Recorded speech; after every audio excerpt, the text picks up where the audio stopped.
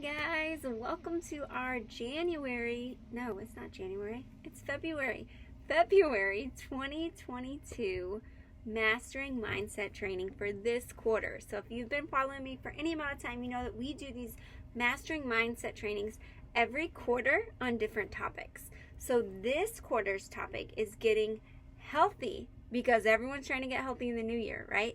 So it is how to create and maintain healthy habits. Because it's one thing just to create them, but we have to be able to stick with them, to maintain them. Okay, so by the end of this, I'm going to share with you my 3 top secrets of how I myself have lost 70 pounds, how I have been able to create and maintain a healthy lifestyle and still enjoy life. Okay, so I need you guys to just give me not even 20 minutes of focused time if you're able to, okay? It's okay if you're doing the dishes or something.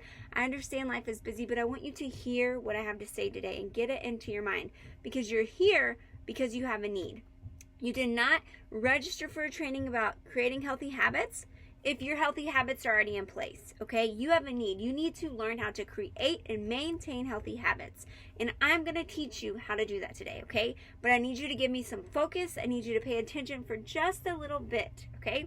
So if you know anything about me, some of you don't. My name's Erica. I've been in the health industry for 12 years now. I got my first job as a 17-year-old teaching fitness classes because I had a love for movement. I had a love for dance. I had a love for just making fitness fun for people. And my journey started there and took off. I got my degree, my 4-year degree in health, wellness, fitness. I've managed multiple fitness centers over my career. My husband was Navy. We traveled a lot. I managed different places, learned so much. Personal trainer, nutrition coach, did it all. Got all the certifications, all the qualifications. I could bore you to death with that. But ultimately, none of that mattered until I had to lose my own weight. Because I could coach you, I could help you, I could motivate you, and that works. But what really works is when I can understand the struggles that you are going through. So that's where I'm at. I've had 2 babies in the past 3 years and had some really rough pregnancies. So I had gained ultimately about 70 pounds. By the end of my pregnancy, my 120-pound body reached 200 pounds. So after the baby was born, I had 70 pounds I had to lose. So I've been in that journey myself twice now. I've had to do that 2 times. And I understand what it takes to create and maintain, because that's the key, healthy habits, okay? I've been in your shoes. I know it's hard, but I also know it's worth it, okay? And so after I give you my top 3 secrets, I also have my great friend Kelly, who's been in the fitness industry as long as me. Together we have 22 years combined in the fitness industry. She's a fit pro, super knowledgeable. She's gonna come on and answer some questions for you guys, okay? So can we do that? Can you guys give me 10, 20 minutes right here? All right, so here are my 3 tips. First of all, I gotta ask you, do you feel like it's always gonna be a battle? Maybe you feel like fighting this health journey is just always going to be a battle for you. I want to break some beliefs here, okay? Because it doesn't have to always be a battle. It's going to be a battle until you get to where you need to be. But when you get there, you are going to feel great, and you are going to be so glad that you committed to doing it. So you just have to understand, everything worth having is a challenge, right? And I promise you, because I've been on both ends of it, I promise you it's worth having. It's so worth having your own health. But it's going to be a battle until you get there to your goal, okay? So you have to go into this with the mindset of, my first tip to creating healthy habits and maintaining them is why. You have to figure out your why. And I know you've heard this before, and I don't want you to just blow over it. No, I want you to take me seriously and figure this out. Why do you need to get healthy? Ask yourself, why do you want to get healthy? 1 year ago, I was 190 pounds, at a herniated disc in my back. I could barely pick up my 10-pound baby because my back hurt so bad. And of course, I wanted to get healthy because I wanted to fit back into my clothes again. I wanted to feel good. But ultimately, I was in so much pain. My joints were hurting. I felt like a 90-year-old woman at 28. Can anybody relate to just feeling horrible? And there was so much extra weight that I was carrying that it put pressure on my spine, and my disc actually bulged out. And I'm like, what is happening? Why am I in so much pain? I thought, oh, maybe it's a pulled muscle. Let's give it time. Nope, didn't heal. Went to the therapist, went to the doctor. What'd they tell me? I need to strengthen my core and I need to lose weight. Or I can get surgery. That was my choices. Do I want to get surgery and fix this spinal problem? Or do I want to get healthy again? And my disc will go back to where it belongs. So I said, I have a baby and a 3-year-old. I cannot have back surgery. And I live in an RV. Like, I can't get in and out of an RV, so I better figure out how to get healthy. That was my why. Sure, I wanted to feel good. Sure, I wanted to be able to move again. I wanted to chase my kids. But ultimately, more than anything else, I didn't want to hurt anymore. So what is your why? You need to take some time and write this out today after this training, okay? Take some time and write it out. Why do you want to get healthy? Is it to be an example to your kids? It has to be a good why, or you're going to give up a few weeks in, okay? So get very, very clear on your why. When you can get very, very clear on your why, you will be able to create and maintain healthy habits long term, okay? Second thing, you got to prioritize what's important. So I know you've heard this too, but listen to me. Listen. Are you listening? Okay? Is it important to you? Because we all have the same 24 hours in the day. Now, don't get me wrong. Some people's lives, you have more, right? I have a 1 and 3-year-old. I'm a business owner. I have a husband. Maybe you're in a season where it's busier than me. Maybe it's not. I don't know. But ultimately, no matter how busy or how unbusy your life is, you choose where you spend your time. And where you spend your time is going to show you what's most important and how you're prioritizing. So you have to decide in your mind, mastering mindset, right? We have to go back to our mindset and decide, is this a priority to me in this season of life?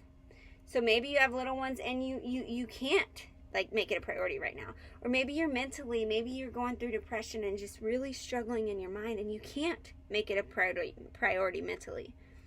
But I've been there too. I've been through depression. It got me stuck in a rut for a really long time. And I will tell you, as a woman, I know that our physical health is a huge component of our mental health.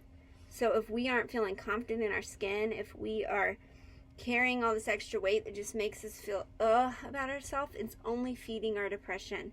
So I challenge you, if that is you, if you're stuck in a mental rut, to take that step of getting some movement in your life. Exercise is the number one underutilized antidepressant drug because it literally releases endorphins. I work from home. Say hi to my dog. It literally releases endorphins in your body. That medication would do too. So go get moving. Your body will thank you.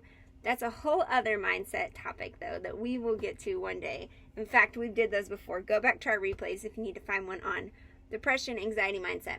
But you have to decide, second tip in creating and maintaining healthy habits, is what is priority to you? What is priority to you? So this may not be a priority to you right now, but you need to decide if it is or not. Okay? And if it is, if it's extremely important on your list, then you're going to have to do number 3, which is to schedule it. Okay? That's the third most important part of creating and maintaining healthy habits long term, is you actually have to schedule it in. You cannot just hope that it's going to stick because you want it to. You cannot just hope that after you do it for a couple days, you're going to create a routine. It's going to be something that you have to get into a process of doing, okay? So for me, if I want to get my workout in, I need to wake up early before my kids and do it. Because if I don't, if I wait until 6 p.m. at night, it's not going to happen. So if you have decided, yes, it's a priority for me, maybe it's not a priority for you right now, and you can just turn this webinar off.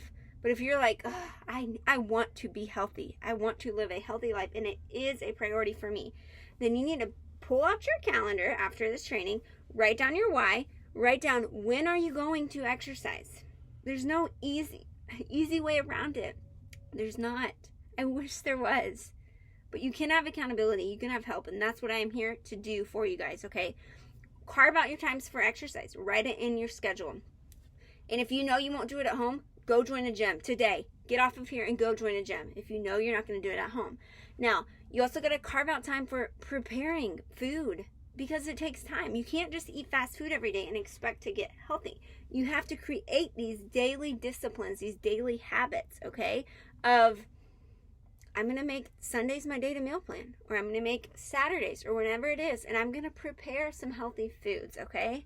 You have to make a schedule to go to bed on time. I know it sounds silly, but sleep. Sleep is so important. Turn your phones off. Get your body some rest, some restoration. You have to carve out the time needed. And once you do that, after a couple weeks, it will become your new habit. I was listening to a podcast, Dr. Henry Cloud. If you've never heard of him, he's amazing. It's all about boundaries. And he talked about this topic of habits. Actually, it's what got me to decide that this would be this quarter's training. He talked about the topic of habits. So you set this New Year's habit of, I'm going to get healthy. I'm going to work out. You get up, you do it for 2 weeks straight. Third week comes, you're just not feeling it this week, right? So you don't get up on Monday. By the way, never miss a Monday. But you don't get up on Monday early for your workout. You're like, I'm just too tired today. I'm going to sleep in. That's okay. That's okay. It is completely okay, because some days life's going to hit and you just have to do that. But then Tuesday rolls around and you're like, oh, I'm tired too. I don't want to do it on day 2. Okay, that's okay now. We're no longer okay. It's okay. You're starting to get to that borderline of destroying your healthy habits. Okay, so hear me on that. Day 2 of not doing what you intended to do. Maybe it's drinking water. Day 3 comes and you say, nah, I can't do it today, but I'll get back on track tomorrow on Thursday. You have officially, in your mind, created a new habit.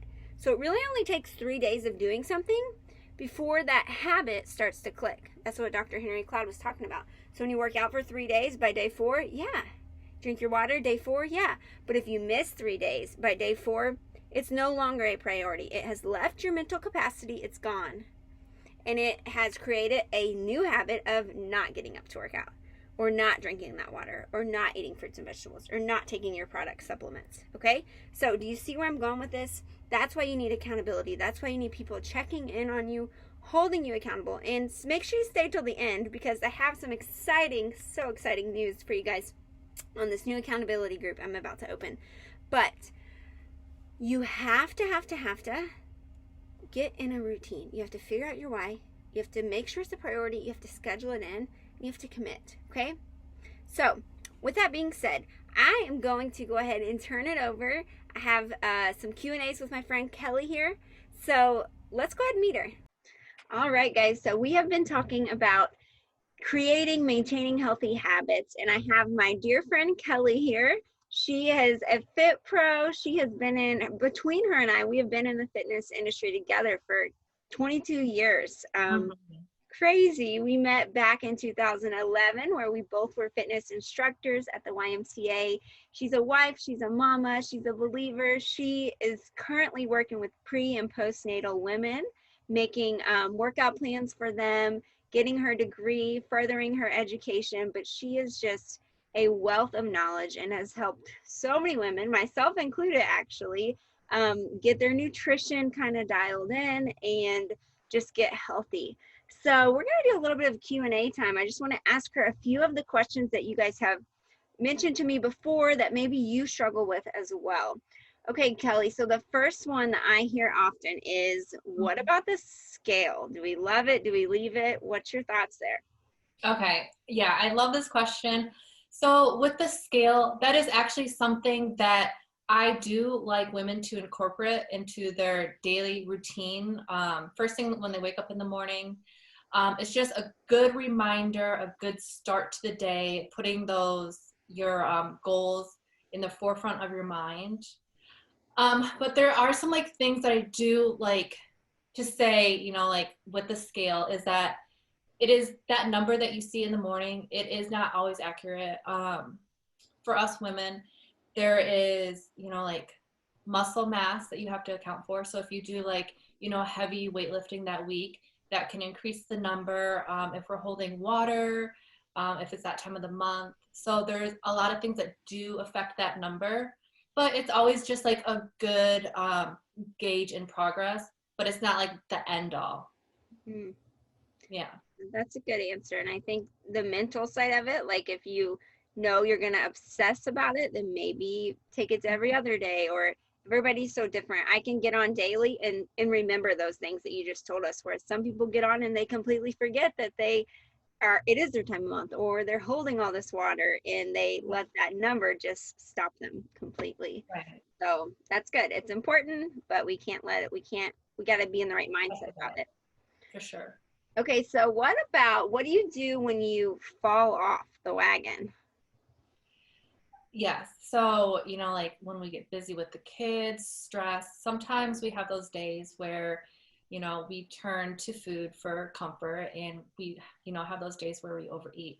I think like the most important thing when we have those days is to not say, well, tomorrow I'm going to go into that caloric deficit to make up. Because what like often happens is that if you overeat on the weekend and then you say Monday, I'm going to like restrict myself, that can lead to more hunger and then more overeating, in the evening, which can lead to like an unhealthy cycle. So what I like to say is, if you do overeat, jump back on Monday without being restrictive. Just go back to like the plan that you were following without skipping meals or being too strict, too hard on yourself. Mm, yeah, that's really good. And actually, Kelly and I, we're getting ready to do a 6-week challenge together where we're going to talk a lot about that, because that happens.